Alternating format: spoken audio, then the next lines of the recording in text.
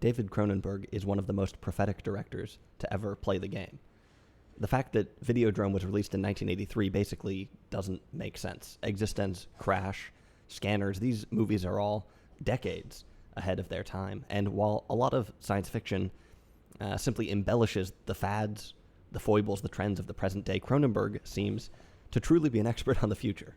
So what could be more exciting than a new Cronenberg film, one that is in theaters now and one that can give you food for thought for the next 20, 30, or 40 years? Okay, he actually started writing this movie in 1998. Hard to believe that.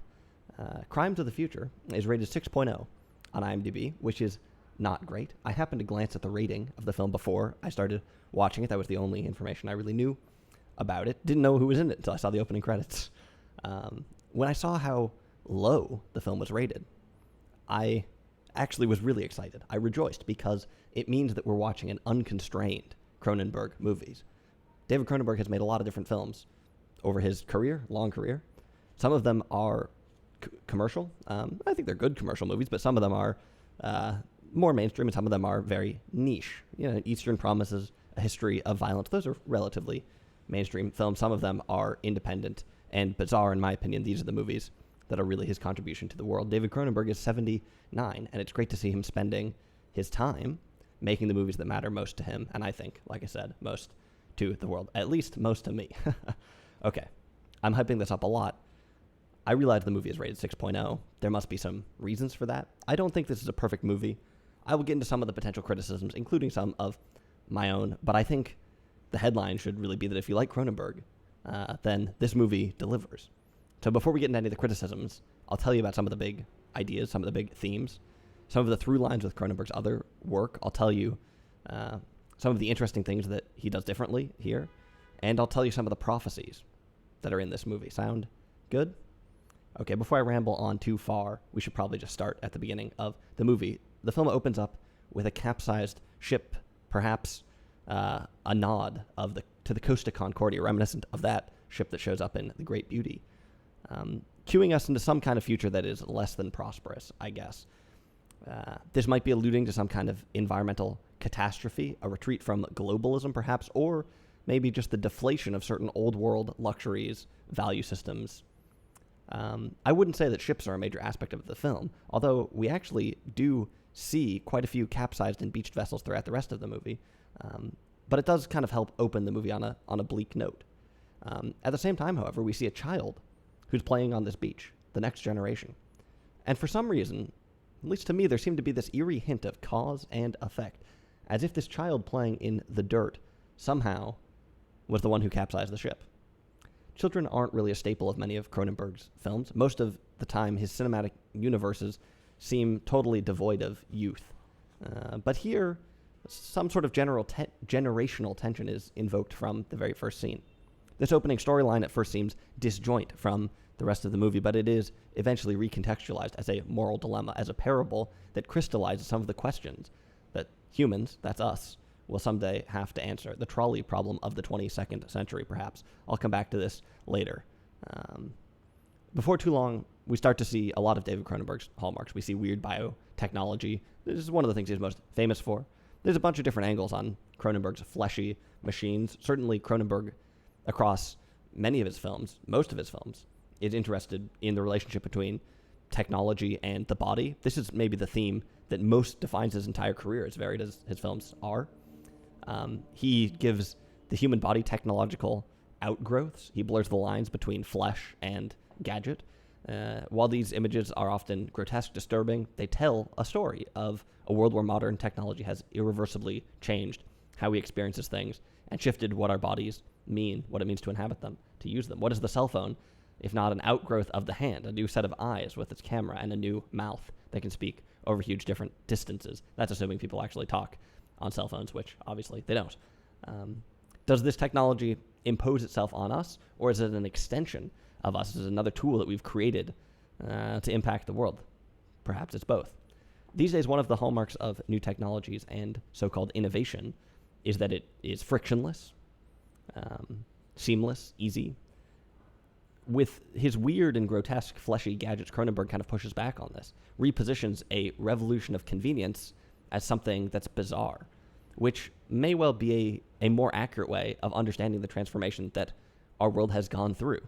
We take technology for granted, particularly in the face of convenience capitalism. You wonder if we are losing our ability to think critically about it.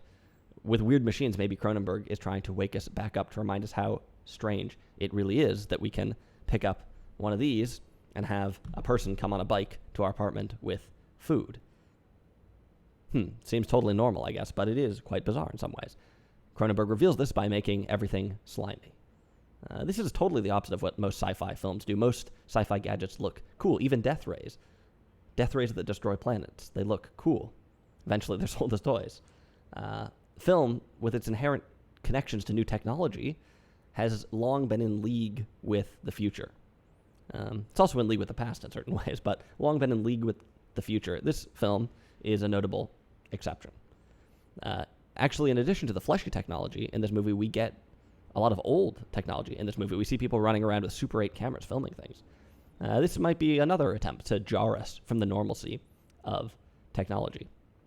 Like I said, these days a lot of technology is successful when it is seamless, when it blends in, when you don't notice it.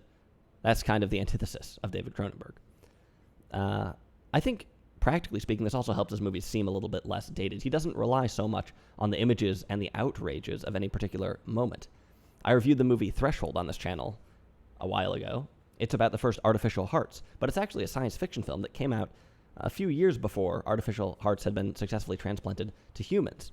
I didn't realize it was a science fiction film until I was looking into it, doing some research about the movie afterwards. You really wouldn't know because, that technology became a real thing and relatively commonplace. Today, it's completely normal, right?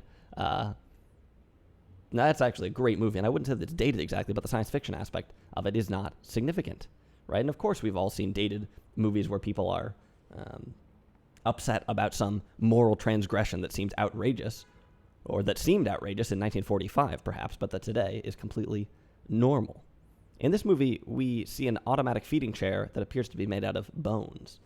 This is probably never going to seem particularly normal, and we will likely always be able to pose some jarring questions about how technology shapes our basic needs when we look through the details of the bone chair, right? Sustenance, basic need, colliding with technology, weird technology. This movie doesn't feature any NFTs. It doesn't feature virtual reality or TikTok. It doesn't even feature the internet, right? They're storing their records, they're storing their files, their archives on paper, in folders, file cabinets in this movie.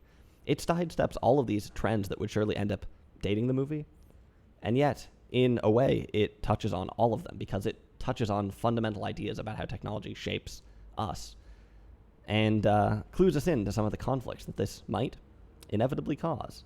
But let's get back to the movie. The plot mainly centers around Saul Tenser and Caprice, Viggo Mortensen, and Léa Seydoux. I actually don't know if I've ever said her name aloud before, but hopefully that was close-ish. These two are performance artists, Saul and Caprice. They certainly sound like performance artists from their name. It takes us a while to understand what this performance is, what exactly they're selling. But from the start, you do notice some kind of interesting things. For instance, it seems like this, all this weird technology that Saul is using, right? He's got a chair made out of bones that helps him. It rocks him back and forth so he can digest more easily. He's got this weird bed thing, fleshy bed that helps him sleep at night, I guess. It's not clear that these technologies actually make his life more comfortable. If you had to guess what kind of performing artist Saul Tenser is, you might say contortionist, because of how much it seems to take for him to squeeze himself into all these apparatuses, how humbled he is, and how much work just a basic everyday existence seems to be. This is a technological future, but it's not particularly easy. And I guess on the surface, this is maybe just the old story about how technology doesn't always make your life better. And we've seen this as far back as, modern times. Charlie Chaplin's film seems to hint at this sometimes. But there was something deeper, I think, that resonated with me in particular about just the contortions that he's doing every single day, just to lead a normal life, just to go on. All these systems apparently represent our uncontestable progress as a society, but does it always feel like that? Well, I don't know. I feel like I go through some contortions of my own just to lead a relatively normal life. Now, it turns out that one of the reasons that Saul is always so sore is that he's growing novel organs inside of himself. And admittedly, this is where he and I differ, I think. Caprice then tattoos these organs before the two of them ceremonially remove them through public surgery. This is their performance. I'm going to start getting a little bit into the plot here. This movie does have some interesting twists, which I'm not going to spoil yet. We see Saul and Caprice go visit the National Organ Registrar at one point. Apparently, when you grow a novel organ, you are supposed to register it with the government. In a lot of sci-fi films, the government is a massive organization, sometimes all-powerful, sometimes crippled by bureaucracy, but either way, really big. They've got a big building, right? Maybe it's a falling apart building, but it's a big building. Here it seems like maybe the government went out with the ships. The National Organ Registry has a tiny office, 2 employees. Apparently they're still undercover. As they put it, they haven't gone public yet. It's kind of interesting, actually, that the government organization seems to use this jargon that today we use to talk about startups. Going public, being in stealth mode. Here we have a government organization in stealth mode. I guess the term going public has been around for quite a while, but what's the purpose of this National Organ Registry? Well, it's to keep track of mutation. It's to get a handle on evolution, and in some way to preserve mankind in its biological identity. This is where we start to get into some of the big ideas of the movie. Man's biological identity might seem like an incontrovertibly obvious trait, something we take for granted. I mean, it's right here, isn't it? But most things change, and might this change? What would we do if it started to seem like it was going to change? One impulse would be to stop it. The National Organ Registry, it's part of the so-called New Vice Unit. Whippet, the main man at the registry, he mentions a motto, no crime like the present. Many people and many institutions fear change, and, fair enough. Could there be people and institutions if all there was change? Probably not. So this reflex to clamp down on new things, I understand it. To see new things as a threat. No crime like the present. Like I said, the government here is not some behemoth. They don't exactly seem to be cracking down on anything in particular. Saul goes to the registry voluntarily. They don't hunt him down. And Whippet and Timlin, the 2 sort of oddly named employees, seem nice enough, even if I guess they could be 2 of the 7 dwarves, Whippet and Timlin. But they do have a clear goal, to arrest insurrectional human evolution, to preserve some biological identity. And like I said, in some ways, this might seem reasonable, to prevent these sort of changes that might undermine what it means to be human. But on the other hand, who's arguing against evolution? This is kind of the central dynamic of the film, I think, this back and forth. We'll talk about it a lot more. Cronenberg is remarkably even-handed in telling us about this showdown between older values and newer emerging identities. The impulse to keep our fundamental identity as a species the same, and a possibly inevitable human evolution driven in part by technology. Those 2 things. Big tension. Remarkably even-handed. We'll talk about it more. But remember for a second how this movie started out, right? The first scene. Bit of a tension between this young boy, a boy who turns out to be profoundly different, and a capsized ship. Turns out that this does maybe represent one of the main ideas of the movie after all. I do want to stop for a second and say that we don't necessarily have to take all of this too literally. In fact, we probably shouldn't. I don't think Cronenberg is necessarily saying that we are going to run into serious issues with human genetic divergences. Now, it is true that we are maybe getting closer to that. We do have things like CRISPR, genetic modification, or there's simpler things with becomes easier to do at-home genomic testing and understand your family background, or if you might be predisposed to certain diseases. Certainly, we are experiencing the human biological identity and maybe even influencing it and changing it in more ways than in the past. But like I said, I don't think this is exactly a dire warning against at-home surgery so much as it is a story about the existential threat of change, a threat that we will face. Okay, another big theme in a lot of Cronenberg movies, this one included, is sex. The evolution of sex, the evolution of promiscuity, right? You look through his movies, you've got sex in cars, that's Crash. You've got sex on television. That's Videodrome. You've got sex in video games. That's Existenz. And now we come to sex in surgery. These are all kind of the same idea.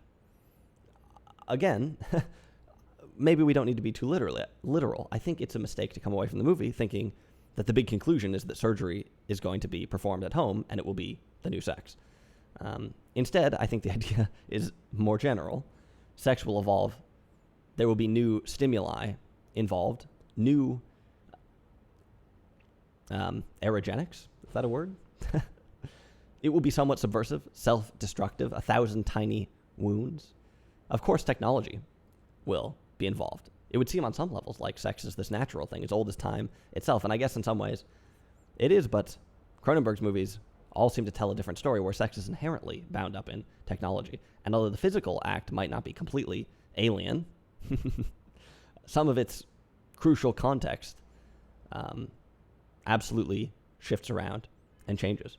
What does it mean to be promiscuous? That changes. From writing a love poem, from going on a carriage ride with your date and your chaperone, reciting sonnets and the like, to sending an Instagram DM. It is the technological extensions of ourselves that produce and consume these new stimuli. Sex appeal is constantly reinvented. It evolves. Capitalism has a lot to do with this. And it seems like with some of these new organs, that maybe it could evolve to a completely unforeseen place. Could that compromise the human identity? The movie doesn't really pose this question directly, but throughout all of these odd and provocative forms of sex throughout his film, Cronenberg does seem to denaturalize some of the bizarre, subversive, and technological elements of sex that we take for granted, right? We take for granted that it has evolved. We take for granted that, maybe now people are in long-distance relationships where they have intimacy via Zoom or something like that. Something that would, at one time, seem completely bizarre is taken for granted. Well, much like we were talking about earlier, perhaps Cronenberg's slimy, fleshy technology helps to sort of wake us up to some of these dynamics. In some ways, maybe there's something about a wound here. We're finding new ways in which we've wounded ourselves. These things that I described earlier, all these different forms of sex in different movies, they all seemingly are related to wounds. Interesting. Surgery, no different. There's some self-destructive component of it, some subversive component of it. As the movie goes on, we learn more and more about this community of people who are growing new organs. And while this might seem like a really wild thing to be a part of, you can maybe understand a little bit about how it might catch on. Saul is a performing artist, and there is certainly some kind of spectacle of it. It reminds me of at least two other types of entertainments, of the freak show, for instance. What is the draw of the freak show at the old-timey circus? What about the dangerous TikTok challenge? Why do people slice away pieces of themselves, wound themselves, take these big risks for a fleeting sense of attention, notoriety, fame, youth? To me, these things are all kind of similar. Now, Crimes of the Future does seem ostensibly more focused on high art, to be fair.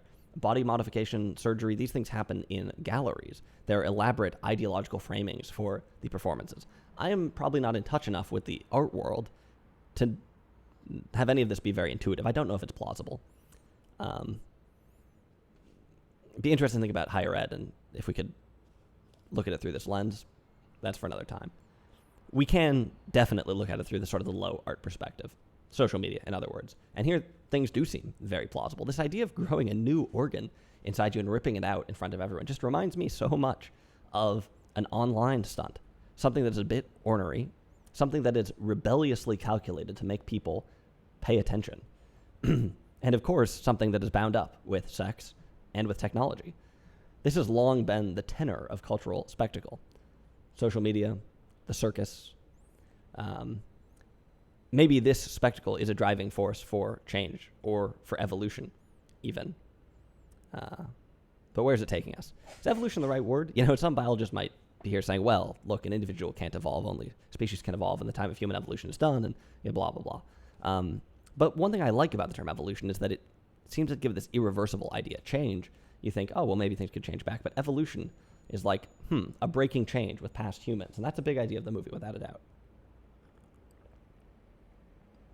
Anyway, let's take a quick break to discuss some of the random details of the first part of the movie. One thing about this movie is that it kind of tosses you in head first. There isn't really a lot of exposition. I think this is common in a lot of Cronenberg movies, where you just kind of start, the movie just kind of starts, and then you slowly start to piece together some of the themes. And there's usually a mystery as well, and it kind of makes sense, but mainly it's like sort of the discovery of these ideas. I think that the pacing, the timing actually works great in this movie. I was a little bit curious how accessible this movie was going to be. I reviewed Existenz on the channel, for instance, and when I watched that, I concluded that it was one of the more accessible Cronenberg movies in some ways. And to me, I actually found that mildly annoying. I prefer, I think, maybe like Crash or even Videodrome, I guess, which are two movies that you probably would not describe as accessible. I was curious where this one would come out, and I think strikes a pretty interesting balance. In general, I think this is a pretty darn accessible movie. A lot of the big ideas are kind of spelled out for you. One interesting little detail, Saul Tensor is his name. Tensor, with an O, tensor, is a term in machine learning, sort of. You may have heard of TensorFlow, for instance, the machine learning library from Google. Basically a vector is what it means. And this could be a coincidence. I think that Saul Tensor in the film is spelled Tensor with an E, as in he is tenser than somebody else, and he certainly seems tense. But there is a little interesting connection here, I guess, because there's quite a few questions of authorship throughout this. Who is the author of these new organs? What's this artwork, right? Is this just being created automatically inside of him? Does he have any say? Does he will these things into existence? How did it begin? These things we don't really know. It's common not to understand how things began while you're in throes of them, while you're in the midst of them, right? But like I said, this question of authorship is interesting. Film, at one point, was heralded as the authorless text. Finally, we have the authorless text. There's nothing in between reality and the camera. It's a mechanical capturing of reality. It can't lie. It must be fundamentally honest or something like that. Of course, we also, since those theories in the early days of film, we had auteur theory, which posed exactly the opposite idea. Clearly, there is some sort of authorship. There is some sort of human influence in film. But now we have another go-around. To some extent, we have machine learning algorithms that are able to generate novel work, I guess, with seemingly no human input. Who's the author, right? We will probably have to litigate questions of copyright. I think the law is not entirely settled on this yet in 2022. Who actually might own the copyright to a work created by an algorithm? Interesting. All might have something to do with the tensor. There's an interesting piece here about tattooing organs, right? Caprice tattoos the organs. Saul is actually a bit troubled by this at one point. He worries that the tattoo could overtake the organ itself. Anyway, this is supposed to be a fun diversion, so let's just keep going. I want to talk about the title a little bit. Like I said, when we meet Whippet and Timlin, we really start to get into some of the big ideas of the movie. They have a legal interest in the preservation of the human biological identity. They are laying the footings for the criminalization of change. They're building a case against human evolution. There's a long cinematic history of cyborgs, zombies, replicants, things that might look like human but are not human. I don't know. There's a term, basilisk, which is a mythological beast, mythological snake or reptile thing that had a fatal breath or glance. It could kill you or whatever. This is not something invented by J.K. Rowling. This has been, in some circles, used to refer explicitly to an idea that is detrimental to somebody who thinks about it. Things that will destroy you, something that will destroy you, a basilisk. In some ways, these zombies, these replicants, they are basilisks. These things that are almost humans but not, that are slightly divergent because they destroy the human identity, I guess. That's the old thing that people say about why everyone's so anxious about this, right? It's normal. It is human to be anxious about replicants, perhaps. Of course, we also might be drawn to them for one reason or another. Notice that Whippet and Timlin, despite spending their days fighting against evolution, tracking new organs, they can't keep themselves away from the scene. They go to all the shows. They're huge fans of Saul Tensor. Can you think of something that will be illegal in the future, but is not illegal today. That's an interesting idea. Crimes of the future must have at least two properties, I would think. First, they will be somehow detrimental to society, hence crimes. Second, they will in some way be advantageous or alluring, fulfilling, beneficial, because otherwise nobody would commit them, right? They would never emerge. Most people are on the same page about the crimes of the present, what things should be illegal and why. For the most part, at least. But how are we going to figure out what should be illegal in the future? Will you and I be fighting or committing the crimes of the future? Honestly, I've seen some reviews of this movie that says it's not interesting, that it's all drivel. Even the title of this movie is interesting. Even the title is interesting. So we have a couple of potential future crimes on the table in the movie. One is the endangerment of humans through the propagation of new organs, the creation of the basilisk, the endorsement of the replicant. Another one is the elimination, killing, murder of a divergent being, one that may or may not be human. This is where we come back to the Brecken autopsy. Was that a murder? If we lose the definition of a human, our moral and our legal systems have a problem. There have been times when you could legally own a slave in the United States for almost 100 years, 89 years, I guess. That wasn't because of some logical issues in the legal system. It was because of an ungrounded system that didn't have clarity on what it meant to be a human, I guess. Of course, this is one of the main ideas of Blade Runner, the second-class citizenship of replicants. So should Brecken's mother be in prison? That's hard to know. When we look back at generational change in history, it's easy to think, well, the old generation was just dated. They were outmoded backwards. They couldn't keep up with the time. They deserved to be left behind. This movie gives us an idea of just how scary and uncertain it's going to be when we start careening off the tracks, when we face existential threats from technology. How scary that will be? Maybe we won't even notice. The rug could be pulled out from under so many things, so many systems, right?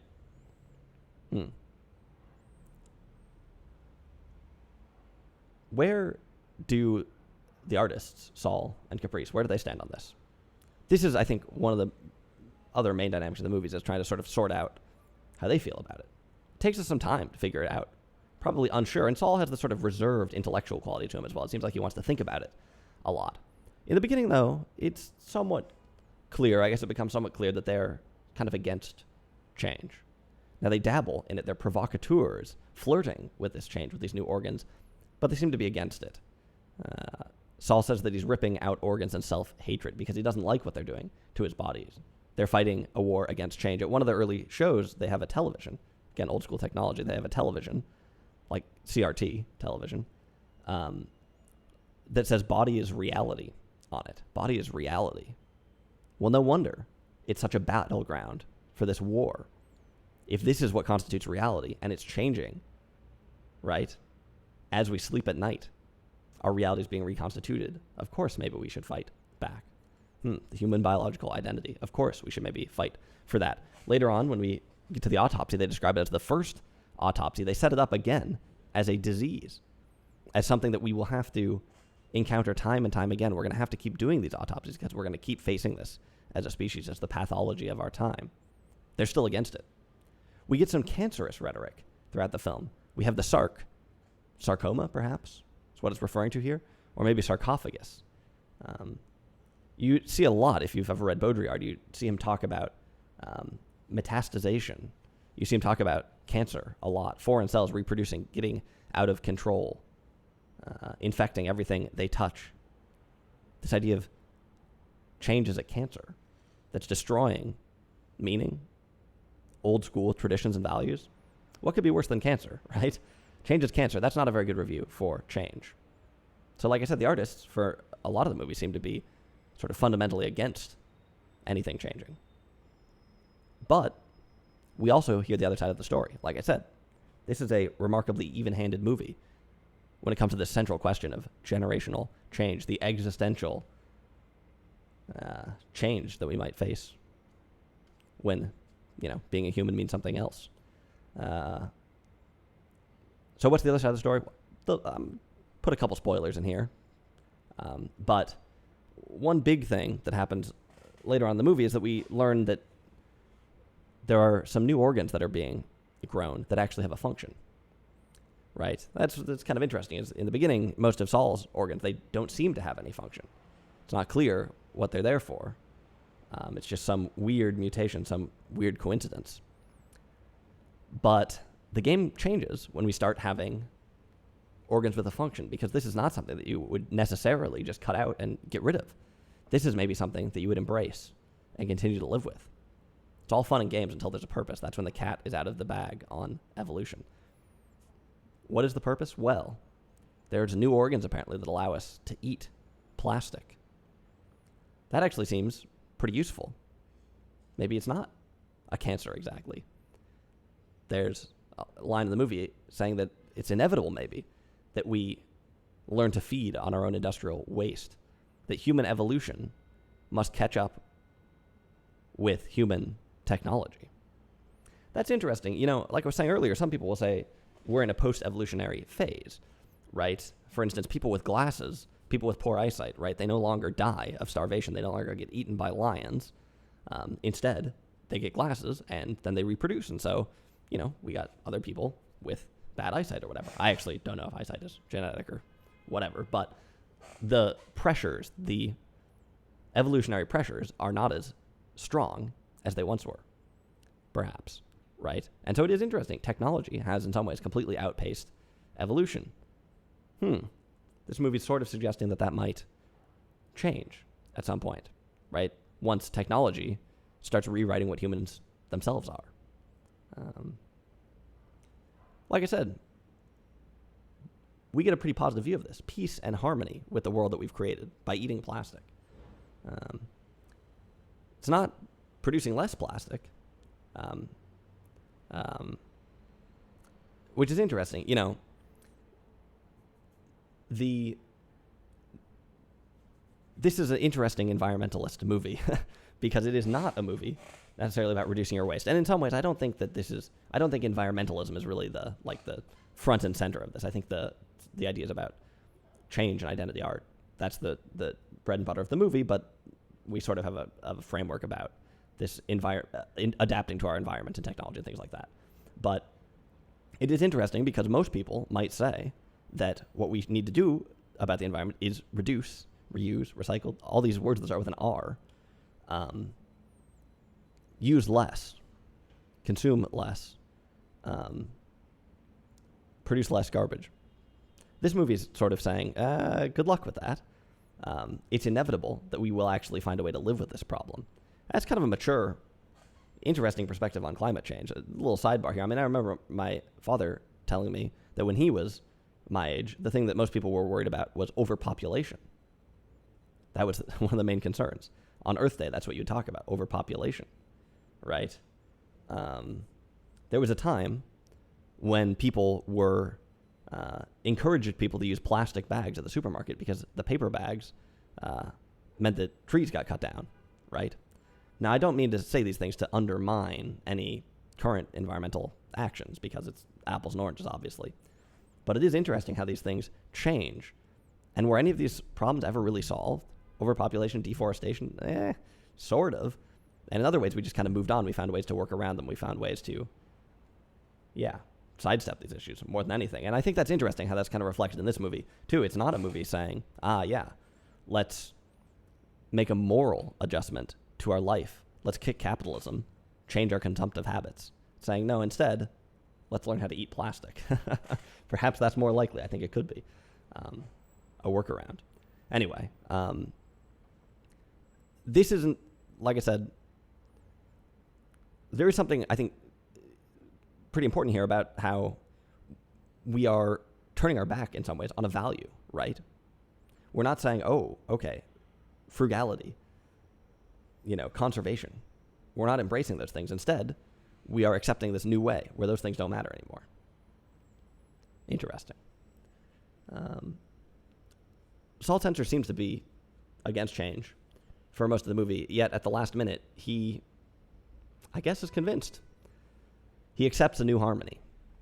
Lets go of some fundamental traditions, some fundamental values, things as basic as eating. He lets go. And the movie ends with him taking a bite, inviting this new thing into his body. Perhaps in a nod to The Matrix, actually, where there's a red pill and a blue pill. Here, we have one purple candy bar. Candy at one point didn't exist, you know? And I mean, what's the nutritional function of candy, exactly? In some ways, it's perhaps more harmful than anything. Junk food, bad thing. And yet, these days, candy is beloved. I mean, it truly is. People have a deep emotional connection with certain mass-produced candies, right? Kind of bizarre, but it's a huge industry. It's a modern convenience, alluring, seductive, right? Chocolate. There's all this marketing for linking together chocolate and sex for some reason. What on earth is the connection between those things? I don't know, but apparently there is one. What better thing to represent the changes that we all might come to accept than this purple candy bar? Alluring, convenient, tasty. It tastes good. I like it. Junk food. I'll take that. Like I said, this movie is remarkably even-handed, I think. It triumphantly accepts human evolution in some ways, but it also mourns the old ways. And it airs out some of the anxiety of change. Saul Tenser, this artist, this influential guy, he doesn't seem to be sure which way to go. Why would any of us else be? Cronenberg isn't sure. Why would any of us else? Why would anybody? You know what I mean. This sort of fundamental trade-off thing here, this is an absolute hallmark staple of postmodern theory. This deep ambivalence about the destruction of essentially all values and meaning that we have today, but also the new ways of tomorrow. And in some ways, you might just be like, oh yeah, it's just generational change. Things change or whatever. But believe me, the stakes are a little bit higher in this sense. The stakes are a little bit higher. We're not talking about fashion changing here. We're talking about the ability to believe in things, the ability to be a human, the ability to make meaning. Maybe those things being eroded and changing. And if you don't think that's happening, you got another thing coming, because there's tons of clear evidence that this is already happening in some ways. But like I said, there's a profound ambivalence for it, because just as meaning becomes more democratized, less grounded in old-fashioned traditional institutions, it becomes more accessible, it becomes more diverse. These are good things. We don't know how to answer these questions, fundamentally. Like I said, deep ambivalence, this movie reflects it. Anyway, it seems kind of goofy, honestly, to critique a movie like this, right? Because this is such an interesting movie. There's so much meat here, such a juicy movie. It's like, is it good? I think it's a good movie, but even if you don't think it's a good movie, I mean, surely it's an interesting movie. Surely there's a lot to think about here. What more could you really ask for than that? I don't know. But I don't know. I've seen some critiques of it. Seen people say it's meaningless. I can't help you there. Like I said, even the title of this movie is meaningful. Now, to be fair, when I first saw the title on the poster, not everything that I said here occurred to me. I thought, that just sounds kind of cool. Crimes of the Future. Ooh. But even the title is pretty darn good. And man, so much here. Now, look, it's true. You know, I have a lot of experience watching Cronenberg films, I guess. Context. Of course, if you think I've just completely slaughtered the, description of some of the ideas here, you'll be chuckling to yourself that I might think I know what's going on. But I've seen a lot of his movies. I think there's a lot of through lines here or whatever. I guess I'm set up in some ways to, enjoy and like this. You might say I'm a huge fanboy. And I can understand, I guess, that to some people, some of these ideas might be a little bit weird. And if you don't have the foothold in the movie, then yeah, it could be a sort of amorphous, confusing mess. Another thing some people say is that it's boring. And it's like, yeah, if you are not thinking about some of the ideas of the movie while you watch it, yeah, I mean, sure, you might be bored. So another thing I've seen is some people saying it's anticlimactic. This, I think, is actually potentially true. The movie is kind of front-loaded. And it does, I think, to some degree, lose focus later on. Most of the plot lines in this movie aren't really concluded. Hopefully, you aren't watching to see what's going to happen to any of the individual characters, because you're not really going to see. The movie is kind of... It's set on a place where it's right on the verge, right on the precipice of a fundamental human change that people don't really know how to cope with or what to do about. And that, I think, in some ways fits with a sort of abrupt, ambiguous ending to some degree. I do think there are some loose ends that are maybe slightly annoying, like the router and burst characters. You can sort of assume what's going on with them a little bit, but like it's really not. They really don't tie up that ending much at all.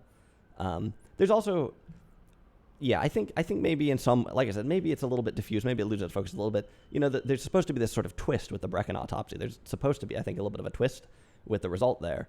And it is a very interesting what happens, but it's not quite sold as like a kapow, punch in the face twist. They don't really pull that off correctly. It's a little bit hard to tell at first what even happens. And then the momentum just doesn't really swing, if you know what I mean. So I do think there's some things you can criticize for. And I also think, in some ways, that the movie kind of showed that it was a little bit lower budget. Quite a bit of the acting, I thought wasn't actually that great. The two main people are pretty good. A lot of the supporting people, I think, aren't that great. But this, to some extent, might be intentional to a degree, that it's sort of this slightly surreal environment. Like Existence, for instance, does not seem real when you watch it. It doesn't seem convincing acting, but it does seem like the sort of surreal video game-esque thing, and maybe we get a little bit like that here too. The final thing I would say is that I think the CGI in this movie doesn't actually look that great, which is a shame, because in a lot of Cronenberg's earlier films especially, there's a lot of practical effects, and his slime is really sold with the practical effects. Here, a lot of the surgery I thought looked pretty fake. So, I don't know. But look, overall, like I said, if you're a Cronenberg fan, you'll like this movie. Check it out. Hopefully, I gave some food for thought here. Like I said, I think a lot of the big ideas in this movie are actually pretty obvious, but maybe I wasn't able to enunciate them a little bit. Let's just hope. Cronenberg apparently already has another film in production. He's 79. Let's just hope he can give us a few more really interesting movies like Crimes of the Future.